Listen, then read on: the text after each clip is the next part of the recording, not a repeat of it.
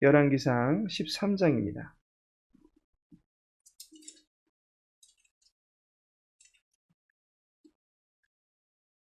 열왕기상 13장 20절에서 32절까지의 말씀입니다. 열왕기상 13장 20절에서 32절까지 함께 읽겠습니다. 그들이 상 앞에 앉아 있을 때에 여호와의 말씀이 그 사람을 데려온 선지자에게 임하니 그가 유다에서부터 온 하나님의 사람을 향하여 외쳐 이르되 여호와의 말씀에 네가 여호와의 말씀을 어기며 네 하나님 여호와께서 네게 내리신 명령을 지키지 아니하고 돌아와서 여호와가 너더러 떡도 먹지 말고 물도 마시지 말라 하신 곳에서 떡을 먹고 물을 마셨으니 내 시체가 네 조상들의 묘실에 들어가지 못하리라 하셨느니라 하니라. 그리고 자기가 데리고 온 선지자가 떡을 먹고 물을 마신 후에 그를 위하여 나귀의 안장을 지우니라. 이에 그 사람이 가더니 사자가 길에서 그를 만나 물어 죽이매 그의 시체가 길에 버림받으니 나귀는 그 곁에 서 있고 사자도 그 시체 곁에 서 있더라. 지나가는 사람들이 길에 버린 시체와 그 시체 곁에 선 사자를 보고 그 늙은 선지자가 사는 성읍에 가서 말한지라. 그 사람을 길에서 데리고 돌아간 선지자가 듣고 말하여 이는 여호와의 말씀을 어긴 하나님의 사람이로다. 여호와께서 그에게 하신 말씀과 같이 여호와께서 그를 사자에게 넘기심에 사자가 그를 찢어 죽였도다 하고 이에 그의 아들들에게 말하여 이르되 나를 위하여 나귀의 안장을 지우라. 그들이 안장을 지우매 그가 가서 본즉 그의 시체가 길에 버림받았고 나귀와 사자는 그 시체 곁에 서 있는데 사자가 시체를 먹지도 아니하였고 나귀를 찢지도 아니하였더라. 늙은 선지자가 하나님의 사람의 시체를 들어 나귀에 실어 가지고 돌아와 자기 성읍으로 들어가서 슬피 울며 장사하되 곧 그의 시체를 자기의 묘실에 두고 오라 내 형제여 하며 그를 위하여 슬피 우니라. 그 사람을 장사한 후에 그가 아들들에게 말하여 이르되 내가 죽거든 하나님의 사람을 장사한 묘실에 나를 장사하되 내 뼈를 그의 뼈 곁에 두라. 그가 여호와의 말씀으로 베델에 있는 제단을 향하고 또 사마리아 성읍들에 있는 모든 산당을 향하여 외쳐 말한 것이 반드시 이룰 것임이니라. 아멘. 오늘은 본문의 말씀 통해서 말씀을 어긴 하나님의 사람, 말씀을 어긴 하나님의 사람이라는 제목으로 함께 말씀 나누고자 합니다. 이전 단락에서 하나님의 사람이 베델에 있던 선지자에게 속아 넘어가게 되었다라는 내용을 다루게 되었습니다. 하나님의 사람은 자기를 속이는 말을 분별하지 못함으로써 결과적으로는 여호와의 말씀을 어기고 맙니다. 본문에서는 여호와의 말씀을 어겼다라는 점을 계속해서 고발합니다. 22절에 떡도 먹지 말고 물도 마시지 말라 하신 곳에서 떡을 먹고 물을 마셨으니 23절에 선지자가 떡을 먹고 물을 마신 후에 라고 말씀하고 있습니다. 하나님의 사람이 떡을 먹고 물을 마시게 되었다라는 내용을 말하고 있습니다.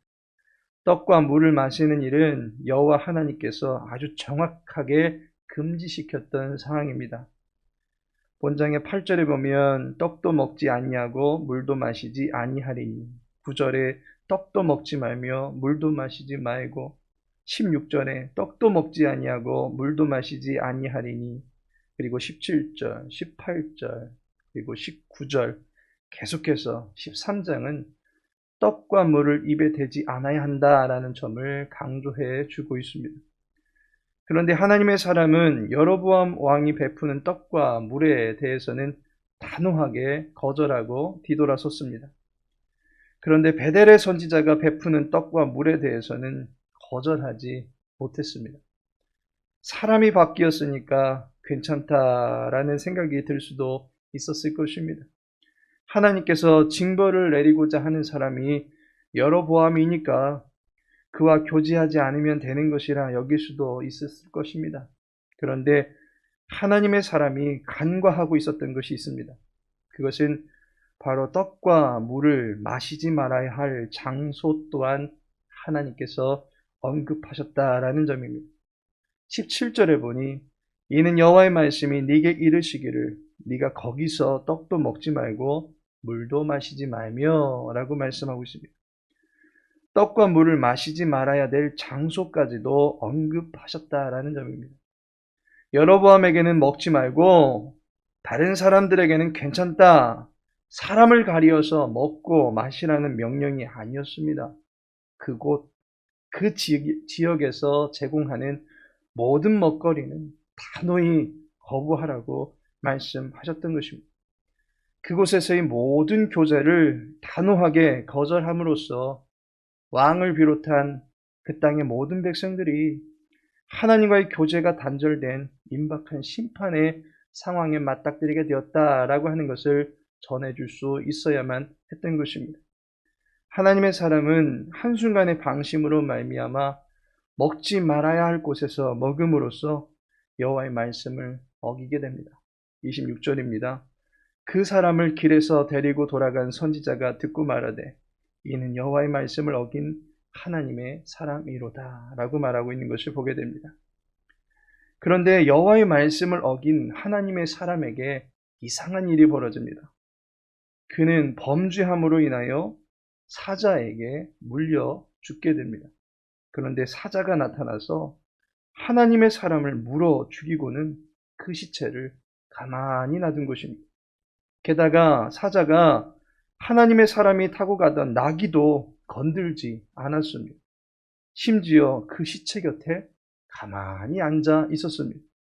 28절입니다. 그가 가서 본즉 그의 시체가 길에 버림받았고 나귀와 사자는 그 시체 곁에 서 있는데 사자가 시체를 먹지도 아니하였고 나귀를 찢지도 아니하였더라 라고 말씀하고 있습니다.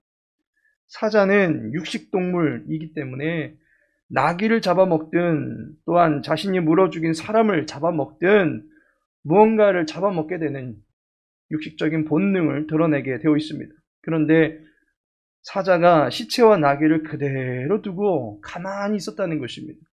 평범하지 않은 이 광경을 통해서 하나님께서 전해주시고자 한 메시지가 있는 것입니다.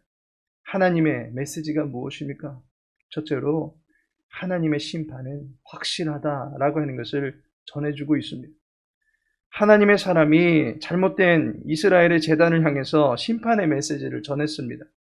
말씀을 어겼을 때 임하게 되는 심판을 전했습니다. 하나님의 심판을 전했건만 정작 하나님의 사람은 자신이 하나님의 말씀을 어기게 됩니다. 그러자 어떻게 되었습니까? 죽었습니다. 하나님의 말씀을 어긴 자에게 하나님의 심판은 반드시 임하게 된다라고 하는 것을 죽음을 통해서 보여주신 것입니다. 베델의 선지자가 하나님의 사람을 속여서 죽게 되었습니다. 그런데 사실 그도 선지자입니다. 자기로 인하여 운명을 달리한 하나님의 사람의 죽음을 애도하면서 32절에 말합니다. 그가 여호와의 말씀으로 베델에 있는 제단을 향하고 또 사마리아 성읍들에 있는 모든 산당을 향하여 외쳐 말한 것이 반드시 이룰 것임이니라. 하나님의 사람이 제단을 향하여 외쳤던 그 심판의 말씀은 반드시 이루어질 것이다 라고 말하고 있습니다. 베델의 선지자가 하나님의 사람이 전했던 그 심판 선언을 지지해주고 있습니다. 결국 두 증인의 선포가 나타나고 있는 것입니다. 따라서 하나님의 역사적 심판은 분명한 것이다라는 사실을 구약의 증인법에 의거하여 증언하고 있는 것을 보게 됩니다. 두 번째로는 하나님의 은혜는 준비되어 있다라고 하는 것을 전해주고 있습니다. 비록 심판이 예고되어 있긴 하지만 운명론적으로 심판을 맞아야 되는 것만은 아닙니다.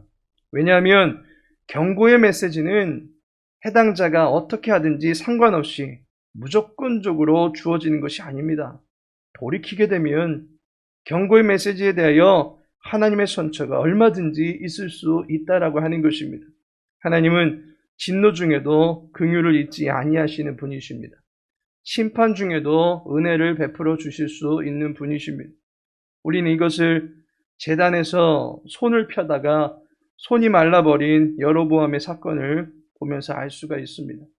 분명 하나님의 사람을 잡으라고 하면서 펼쳤던 여로보암의 손이 마르게 되었습니다. 그런데 그 손이 마른 채로 그대로 있었던 것이 아닙니다.